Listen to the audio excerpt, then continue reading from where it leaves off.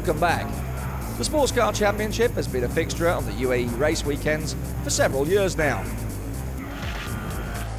But in recent times, it's suffered from low grid numbers.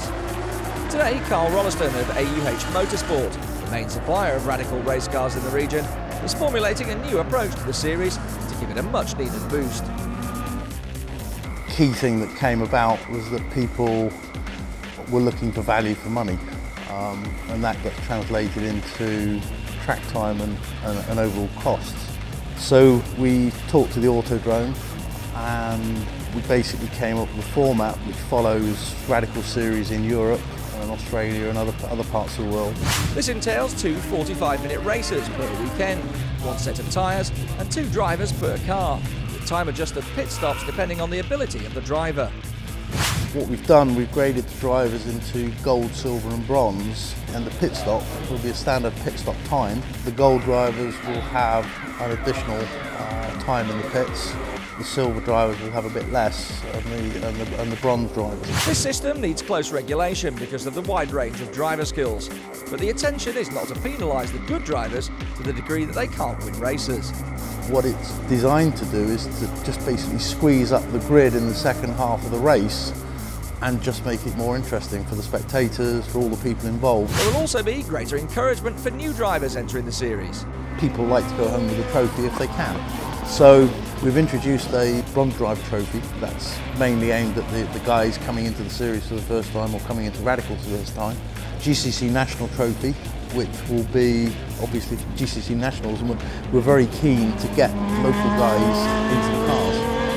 So hopefully that will encourage them. And then we've also introduced a seniors trophy, which gives me a shot at winning something. Rolliston also wants the other teams involved in the series to fill the grid with up to 20 cars, aware that AUH can only maintain a handful of the Le Mans style races successfully. The difficulty is that we can talk to people, we can get encouraging statements, but at the end of the day we won't know until the entries come in. But there's no shortage of talent, with young drivers coming up from karting, interest from Europe, and the promise of some local drivers returning, thanks to the reduced cost of running a car. You know, on our budgets we're looking at a guy that owns a Radical will probably run the series for about a couple of 100,000 dirhams, and on a per driver basis that's 100,000 dirhams per driver. And what can novice racers expect when they sign up for the first time? The first thing we do is get them in the car and give them a run in the Radical to see if they like it. Invariably they do. We've also got our own race training course, which is over a couple of days, split into 4 modules, which culminates in the race licence. And then it's a question of getting guys into the cars, getting seat time, and just bringing them on.